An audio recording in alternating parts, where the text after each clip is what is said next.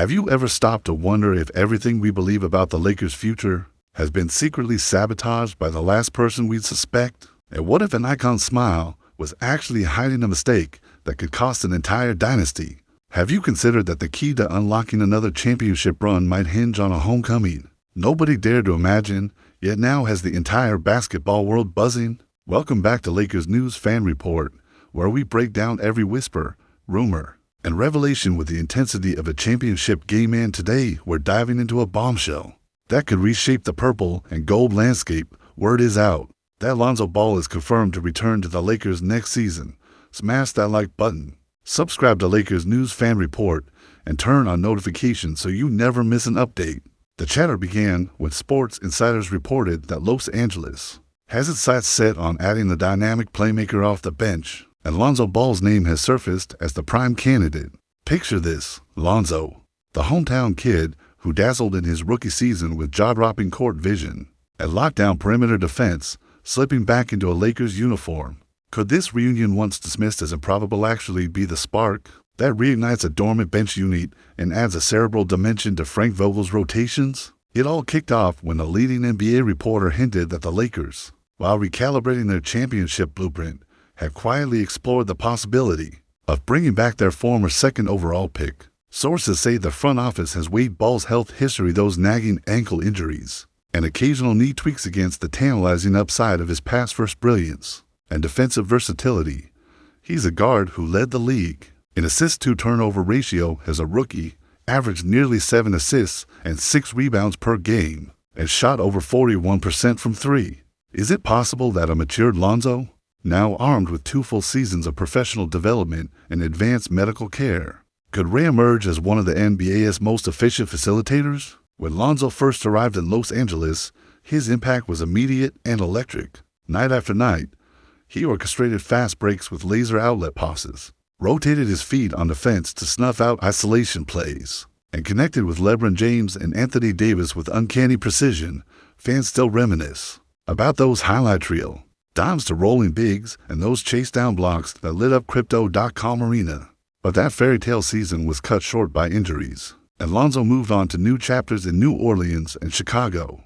Could the Lakers now be willing to roll the dice on that same talent, betting that coach, system, and upgraded conditioning protocols will keep him on the court and firing on all cylinders? Historical parallels only deepen the intrigue. Remember, when LeBron James left Cleveland in 2010, only to return 8 years later to deliver a championship, or when Kawhi Leonard stunned San Antonio by re-signing elsewhere, only to return to his roots and carry Toronto to an improbable title run. The NBA has seen its share of homecomings, but few carry the emotional weight of a local phenom returning to the franchise that first believed in him. Some insiders whisper that bringing Lonzo back could not only enhance the Lakers' on-court performance, but also reinvigorate a fanbase craving authenticity and loyalty. Could this move rekindle that electric connection between player, city, and championship aspiration?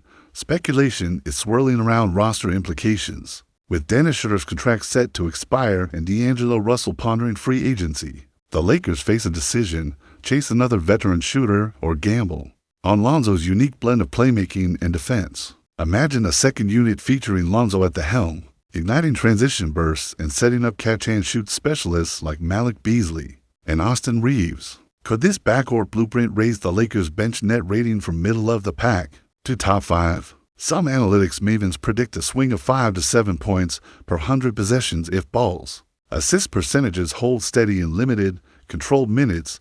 Of course, questions abound. How would Lonzo's minutes be managed to preserve his health? Can the Lakers' renowned medical staff celebrate it for extending careers and rehabilitating stars craft a load management plan that keeps Ball fresh for April and May? Could a regulated schedule of 50 to 60 games, capped at 20 minutes per outing, balance the risk of re-injury with the reward of his court vision? Fans are wondering if a meticulously monitored approach might allow Lonzo to deliver peak performances in high-stakes moments without succumbing to the wear and tear that derailed his earlier seasons. Beyond the floor, off-court dynamics promise to amplify the drama. What does this mean for the locker room? Lonzo is a charismatic leader whose social media presence and media savvy have grown exponentially since his rookie years. His return could shift team chemistry, perhaps challenging established hierarchies or forging new alliances. Some insiders believe that his close friendship with LeBron could prove invaluable, providing an additional voice in the locker room and a fresh perspective in film sessions. Could this veteran camaraderie translate into tighter rotations, better communication on defense, and a more cohesive unit come playoff time? Then there's the ripple effect across the Western Conference.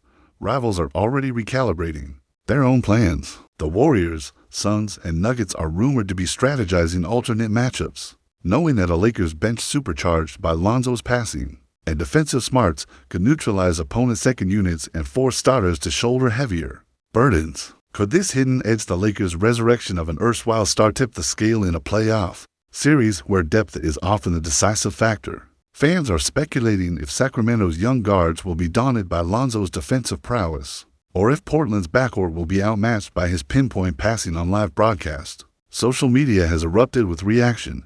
Montage videos of Lonzo's rookie year highlights have resurfaced, tagged with captions like "Ball don't lie again." Comment threads overflow with projections. Some envision Lonzo averaging 8 assists in 18 minutes off the bench. Others question whether his limited shooting range could be countered by elite drive and kick abilities. Former Lakers coach Luke Walton posted a cryptic emoji response to a highlight clip, stoking further conjecture, while Bulls fans lament the looming possibility of losing one of their most exciting playmakers. Could this cross-conference tug-of-war for ball services spark a multi-team trade maneuver as dramatic as any in the last decade? All of this begs the question, if the Lakers pull the trigger on this reunion, what does it say about their championship calculus? Are they signaling a shift away from reliance solely on superstar isolation towards a more egalitarian, an offensive scheme, one that prizes ball movement and defensive versatility? Some basketball minds argue that Lonzo's return would mark a philosophical pivot, aligning LA with the golden rule of modern basketball. Ball movement beats hero ball. Could this be the blueprint that transforms a tandem of legends into an unstoppable collective? Yet, every gamble carries risk. What if Lonzo's injuries resurface in critical moments? What if his scoring limitations become a liability in tightly contested playoff games? And what if the chemistry everyone imagines fails to materialize under the bright lights of postseason pressure? Lakers insiders caution that any deal must include performance incentives and game appearance thresholds, ensuring that the franchise safeguards its assets while giving Ball every opportunity to reclaim his superstar promise. But what do you think about all of this? Personally, as a Lakers supporter, I believe that bringing Lonzo Ball back to Los Angeles could be the cerebral spark the bench desperately needs, a low-risk gamble with the potential for high-reward chemistry. I can't wait to read your thoughts in the comments below. If you're as hyped as I am for Lakers News Fan Report, smash that like button, subscribe to Lakers News Fan Report, and turn on notifications so you never miss a moment of the drama in purple and gold. The fallout from that viral footage of Clifford Omoruyi's jaw-dropping rim protection is still reverberating, but insiders tell us that Los Angeles isn't stopping at a two-way contract workout invite. Could this mean the Lakers are quietly engineering a seismic roster shift, one that fuses LeBron James's enduring excellence with the sheer creativity of Luka Doncic, all while anchoring the paint with a late-round revelation? Some insiders believe that behind the scenes, Rob Pelinka and Darvin Ham have sketched out a what-if experiment. What if the next chapter of purple and gold basketball blends generational star power with the low-cost, high-upside archetype that Omoruyi represents? LeBron's numbers last season were nothing short of Herculean when he 5.3 points, 8.2 rebounds, and 7.9 assists per game in his 22nd season, proof that age is just a number when it comes to the king. Meanwhile, rumors persist that the front office has maintained discreet dialogues with Dallas Mavericks decision-makers about a blockbuster swap for Luka Doncic, whose hypothetical Lakers debut would have produced eye-watering figures, projections of 28.4 points, 9.1 assists, and 8.6 rebounds per contest in purple and gold. Imagine the possibilities when LeBron's court vision meets Luka's instinctive creativity, and Omoruyi's gargantuan 7'6" and a quarter wingspan patrols the rim. Could this mean LA is drafting a blueprint for a three-headed monster that no Western Conference defense can contain?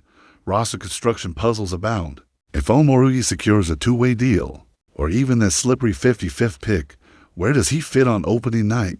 Some Lakers beat writers suggest splitting center duties. Anthony Davis slides to power forward, trading off minutes with Rui Hachimura, while Omoruyi carves out 12 to 15 minutes of heavy-duty rim protection.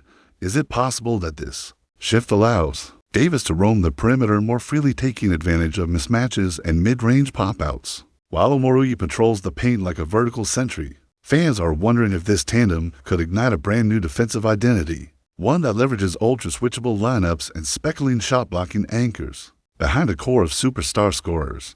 But let's not forget the ripple effect on the wings. Austin Reaves, fresh off his breakout 13.4 points and 4.5 assists per game last year, has been clamoring for more playmaking responsibilities, and a reliable interior partner could unlock his next level. Could Reaves blossom into the primary, secondary creator, harnessing the gravity of LeBron and Luka to carve out open looks for himself? Meanwhile, Bronny James, looming as a two-way roster hopeful, might find himself in a rotational tug-of-war, with Omoruyi's developmental minutes, spot duty in blowouts, scout teams in practice, and cameo appearances on national broadcasts. Is it possible that Bronny's early exposure to this electric environment, running drills alongside Omoruyi and absorbing veteran wisdom from LeBron, could accelerate his rookie-scale maturation? Beyond any preseason hype, zooming out to the broader Western landscape, rival front offices are already redrawing their playoff maps. The Phoenix Suns, whose last clash with the Lakers ended in hard-fought defensive standoffs, are rumored to be prepping alternative rotations designed to drag Omoruyi away from the rim and force him into mid-range matchups. Could this cat and mouse lead to a chess match of zone overload strategies, only for Los Angeles to rip it apart with LeBron-orchestrated drives and Luka's pinpoint skip passes? The Denver Nuggets, defending champions accustomed to jaw kicks, high-post wizardry, might circle the wagons, daring the Lakers to go small and unleash wing shooters on the perimeter. But could a late-game collapse for Denver hinge on Omoruyi's youth, crashing the glass and punishing second-chance opportunities when fatigue sets in? Playoff implications are equally electric. Recall last year's first-round showdown with Oklahoma City, where interior breakdowns in Game 5 nearly blew a 3-1 lead. Some analysts now whisper that a defensive cohort featuring Omoruyi could have erased those breakdowns, and that Lakers power forwards, emboldened by a reliable shot blocker behind them, would have mobbed the offensive glass for putbacks instead of scrambling back on switches. Could this be the turning point that transforms a good playoff team into a legitimate finals contender? Fans are wondering if Omoruyi's thunderous rejections in crunch time will become as iconic as the block on LeBron's Cavaliers jersey back in 2016. Off-court chatter heightens the mystique, since the clip of Omoruyi swatting away highlight reel attempts went overnight viral. Social media feeds have been flooded with reaction. Magic Johnson himself is said to have sent a congratulatory text about the kid's instincts, while former Laker Dwight Howard joked on a live stream that Omoruyi might be the only man alive who can contest AD's tip-ins. Reporters on local radio have speculated that the Lakers will deploy a summer sandbox approach, mixing Omoruyi loose in scrimmages against the Jazz and Clippers to gauge his adaptability to NBA pace. Could this public tease galvanize the fan base, turning every Summer League appearance into must-see TV and catapulting Omoruyi into cult hero status before he even steps onto a regular season court? Then there's the gritty business calculus.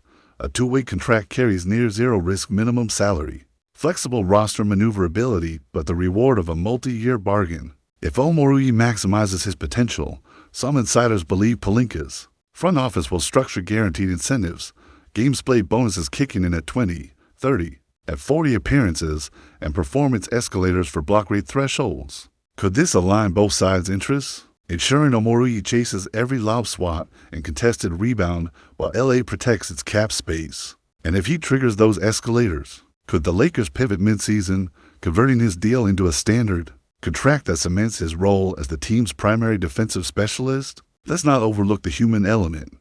Omoruyi arrives in LA as a humble 5-year college veteran, hungry to prove that he belongs. While some prospects sulk in G-League gyms, insiders describe Omoruyi's work ethic as relentless, his locker room presence as quiet but commanding. Could his steady temperament and the prospect of rubbing shoulders with LeBron's legendary gym routines synergize with the Lakers' culture of accountability? Fans have begun crafting welcome to Los Angeles hype clips, imagining his first walk into the locker room, the flashbulbs popping as he raises his 250-pound frame to meet the championship banners, of course. Every compelling hypothesis carries counterpoints. Could the learning curve of NBA scheme spot rotations, late clock switches, unpredictable spacing overwhelm a raw talent like Omoruyi, relegating him to a season-long apprenticeship in the G League? Is it possible that his offensive limitations, reliable jump shot and a modest free throw volume, will confine him to a one-dimensional role, curbing his minutes in critical matchups? Lakers beat writers debate whether Coach Ham will trust him in late-game defensive sets or default. Too veteran. Depth in must-win moments. Yet, if Omoruyi flashes those elite block rates and showcases a burgeoning post touch, could he transcend the project label and force the coaching staff to rewrite the rotation chart? As we march toward training camp and the calendar inches closer to opening night, one thing is clear: the Lakers are willing to embrace the unknown in pursuit of greatness. Whether Omoruyi becomes the new defensive anchor, the experiment that elevates LeBron and a hypothetical Luka in purple to unprecedented heights, or simply a spirited role player whose hustle ignites the crowd, the purple and gold mosaic is being remastered before our eyes. Could this calculated gamble pairing ageless superstar clutch with raw, undervalued talent be the secret ritual that rekindles LA's championship aura? Is it possible that the narrative of what if transforms into the reality of we did it? Now, as the season heats up, what do you believe will define LA's destined to secrecy or transparency? Personally, as a die-hard Lakers supporter, I believe that this daring blend of star power and sleeper brilliance is exactly what this franchise needs to reclaim its throne. If you enjoyed this breakdown, don't forget to hit that like button, share your thoughts, and subscribe to Lakers News Fan Report so you never miss another explosive update.